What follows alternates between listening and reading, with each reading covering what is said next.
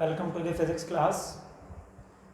So today we are doing the topic that is relative to the previous lecture's topic, that is electric potential energy.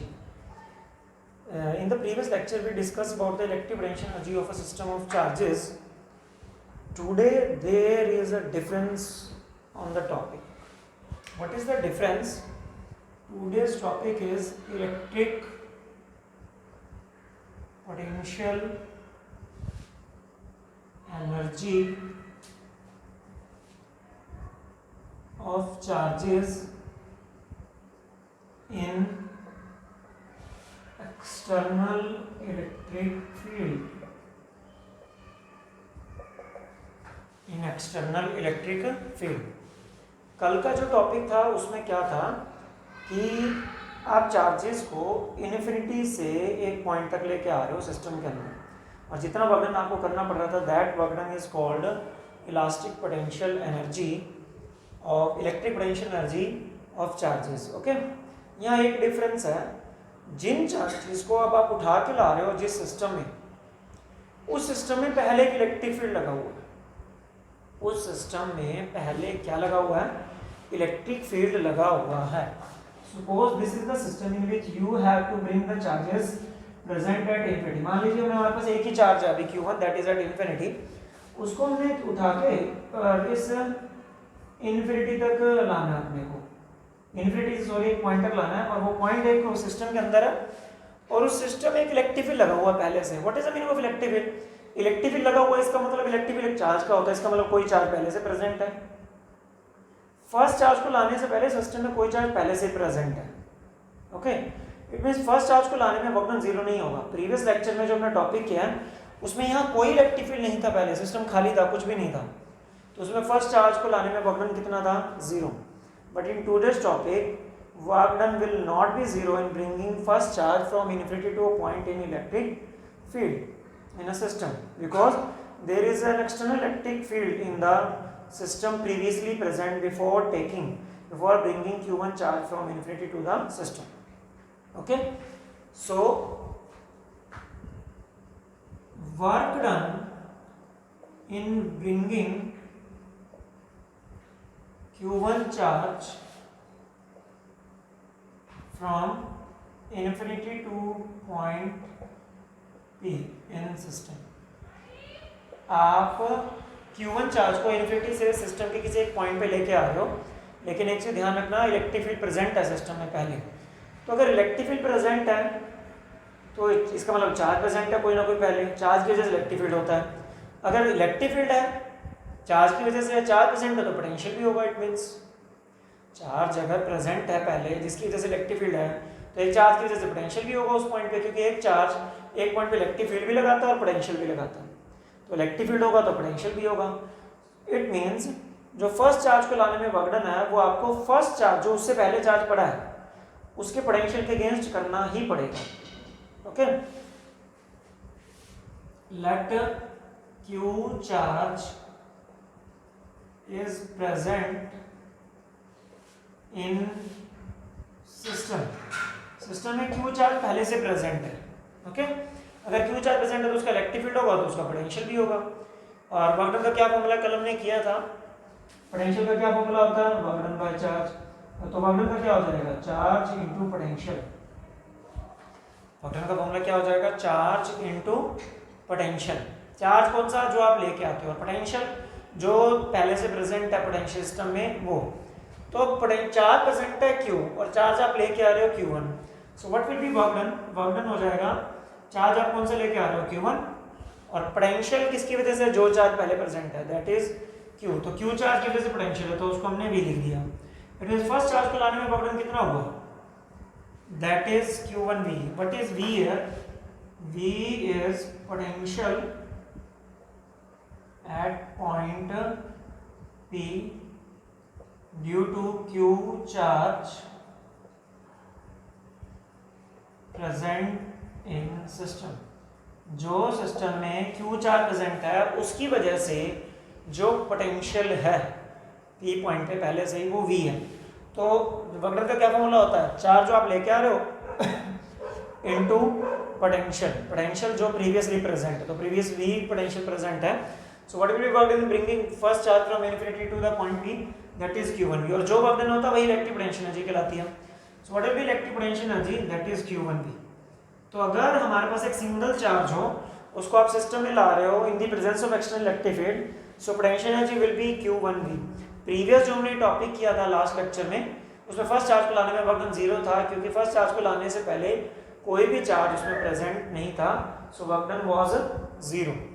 Okay, so now if we have two charges, अगर हमारे पास two charges का system हो, now if we have system of two charges,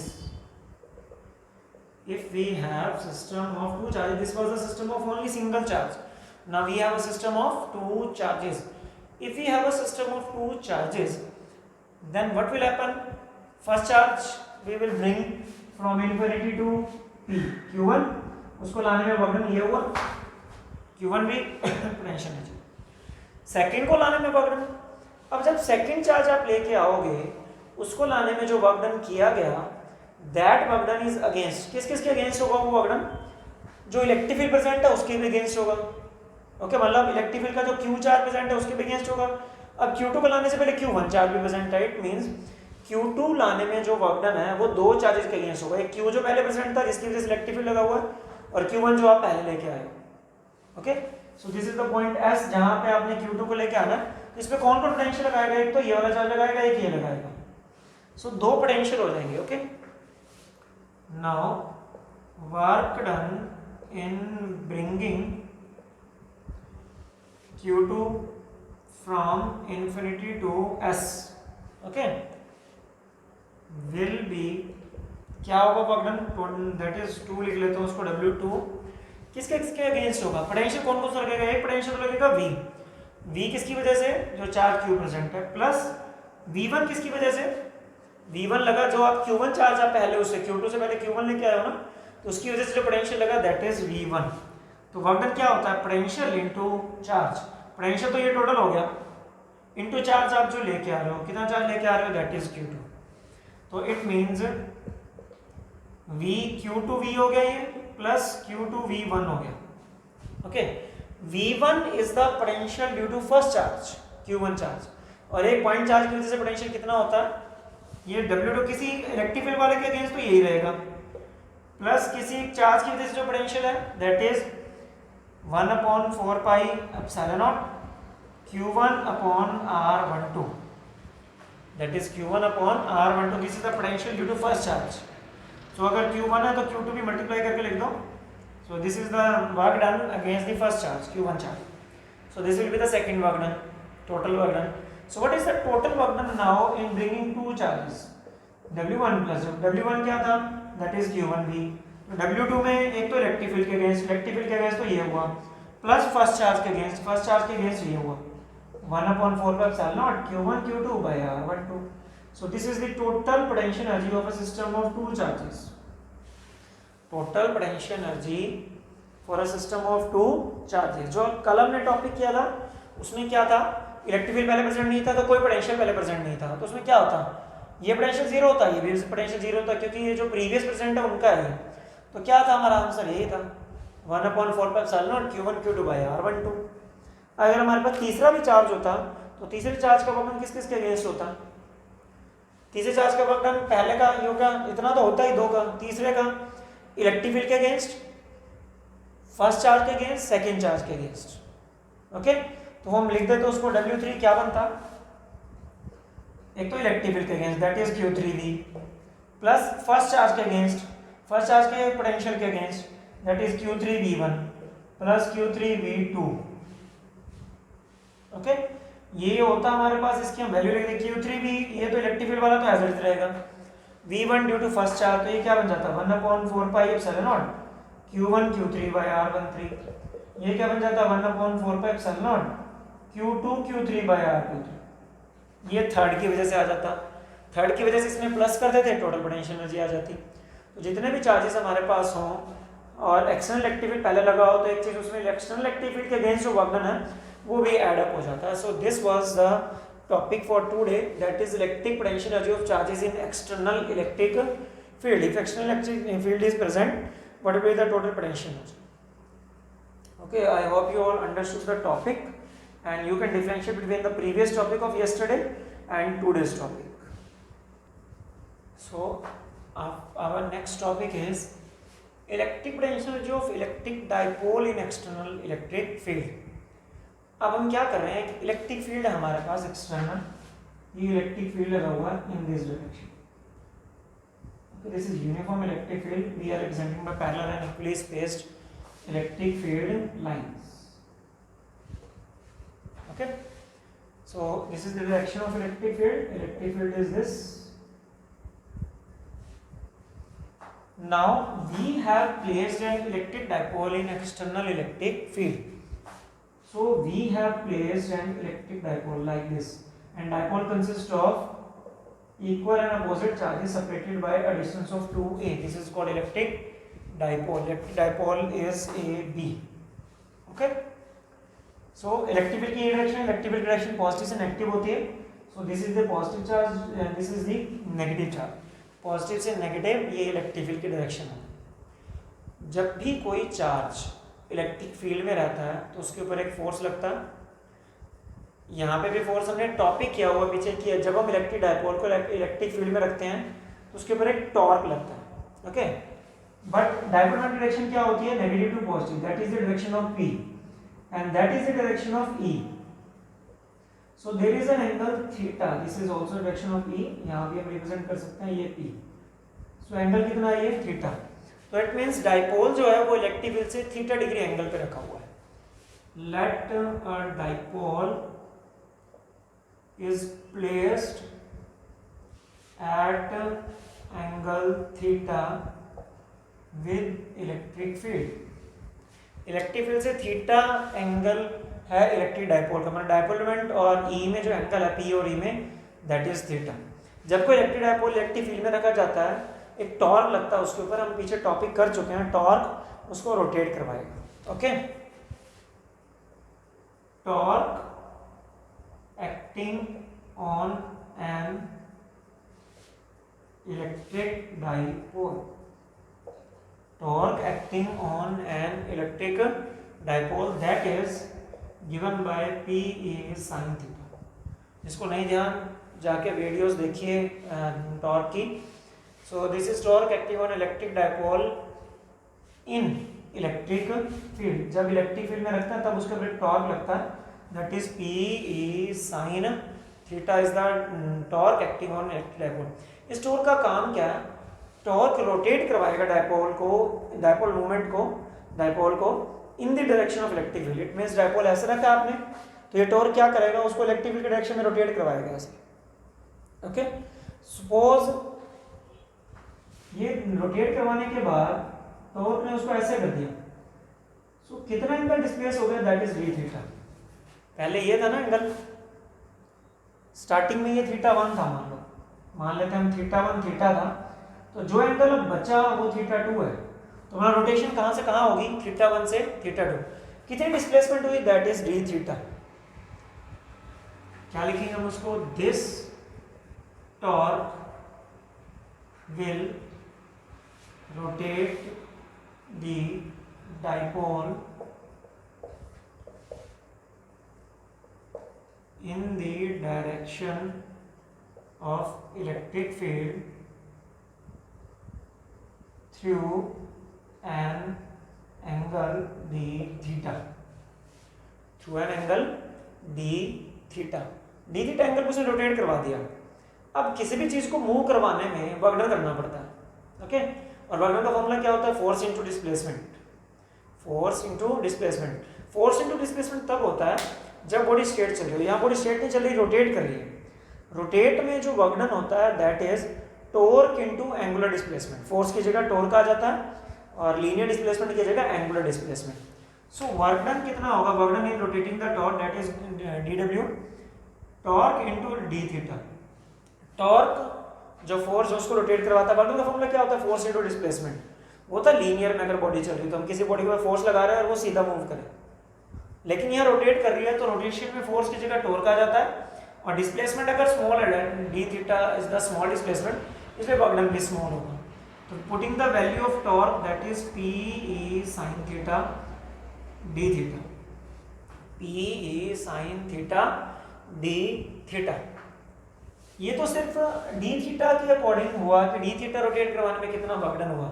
हमें total work done चाहिए क्योंकि हमने calculate करनी है पोटेंशियल एनर्जी, और पोटेंशियल एनर्जी होती है वर्क डन की वजह से। जब किसी बॉडी के ऊपर वर्क डन किया जाता है वही वर्क डन उसकी पोटेंशियल एनर्जी बनेगी। तो पहले वर्क डन टोटल कैलकुलेट करते हैं। So total work done in rotating dipole, dipole को रोटेट करने में टोटल वर्क डन कितना हुआ। So total work done by integrating by this that is P E sine theta d theta, limit integration theta 1 से theta 2 तक, initial angle से final angle तक आपने रोटेट करवा देना उसको, थीटा 1 से थीटा 2 तक। सो इंटीग्रेटिंग डी डब्ल्यू का क्या बन गया, डब्ल्यू डी थीटा, साथ में तो थीटा वाली टर्म्स का इंटीग्रेशन होगा, बाकी का नहीं होगा। So what will be this, P E बाहर आ जाएगा, अंदर बचाएगा sine theta d theta, integration from theta 1 to theta 2। Okay, so what will be this, sine theta का इंटीग्रेशन होता है minus cos theta, that is P E sine theta का integration क्या होगा, माइनस कॉस थीटा। लिमिट क्या है, theta 1 से theta 2। Putting the limits, minus बाहर लेके आ रहा हूं मैं पहले ही, minus P E cos theta 2 upper limit minus lower limit cos theta 1 minus P E cos theta 2 minus cos theta 1। So this is the total work done in rotating the dipole. Theta 1 is initial angle and theta 2 is final angle. Okay, कहाँ से कहाँ तक वो angles आपको numerical में given होंगे। Putting the value, P dipole moment है, E electric field है, put the value and we will get the work done. और वर्क डन ही पोटेंशियल एनर्जी बनती है। So what will be potential energy of electric dipole in electric field, that is cos theta 2 minus cos theta 1, cos theta 2 minus cos theta 1. So this is the electric potential energy of electric dipole in external electric field. एक बार दोबारा देखिए, we have a dipole with dipole moment P placed an angle theta with the direction of electric field. Okay, so torque will act on electric dipole in electric field which rotates the dipole in the direction of electric field. So what is the torque, we have discussed in the previous lectures, that is P E sin theta is the torque acting on electric dipole when dipole is placed in external electric field. So this dipole will rotate the torque at an angle of d theta. So what will be the work done in rotating the dipole? Work done is torque into d theta. Small work done because displacement is small, so work done will be small. So put in the value of torque P E sin theta d theta. Total work done will be integrating. Okay, integrating is from initial to final point. Initial angle था theta 1, final angle हो गया theta 2. So theta 1 to theta limit, P E बाहर आ जाएगा sin theta d theta. Sin theta का integration minus cos theta, minus बाहर, putting the limits cos theta 2 minus cos theta 1. So what is the work done? That is the electric potential energy. So electric potential energy of the dipole in electric field is minus PE cos theta 2 minus cos theta 1. So now we will discuss some special cases of this derivation. So what is the potential energy? That is minus PE cos theta 2 minus cos theta 1. This is the potential energy of electric dipole in external electric field. So what are the special cases? Special cases, special case 1. What is first case? If theta 1 is 90 degree, theta 1 90, इसका मतलब क्या कि dipole starting में electric field से 90 पड़ा है, ऐसे पड़ा है, इलेक्ट्रिक फील्ड उधर है और डाइपोल ऐसे पड़ा है, तो एंगल कितना 90, थीटा 1 90 है। थीटा 2 अगर हुआ 0 डिग्री, थीटा 2 क्या ले लिया 0 डिग्री, इसका मतलब 90 पे पड़ा है और 0 मतलब पैरेलल जा रहा है उसके, ऐसे डाइपोल ऐसे रोटेट कर रहा है, ये ऐसे पड़ा है और धीरे धीरे ऐसे रोटेट कर रहा है, तो 90 से कितने एंगल पे जा रहा है 0। देखो जरा ध्यान से, 90 है, इलेक्ट्रिक फील्ड उधर है, ओके ऐसे इलेक्ट्रिक फील्ड है और ये है, तो ये ऐसे हो रहा है, डाइपोल उसके पैरेलल हो जाएगा तो एंगल 0 हो जाएगा। तो थीटा 1 90 से थीटा 2 0 तक वैल्यू पुट करो, potential energy will be minus PE cos theta 2, तो यहाँ तो हो जाएगा cos 0 degree minus cos 90, cos 0 is 1 degree, So it will become 1. Cos 90 is 0. So what will be this? That is minus PE. So potential energy will be given by minus PE. Okay. So this electric potential energy of electric dipole in external electric field is minimum when the dipole is parallel to the direction of electric field. Minus P ये minimum आ गई potential energy minimum, और जब भी किसी body की potential energy minimum हो that is called in stable equilibrium. That is called in stable equilibrium. It means जब dipole electric field के पैरेलल हो जाता है तो वो स्टेबल इक्विलिब्रियम में रहता है. Next is second theta 1 90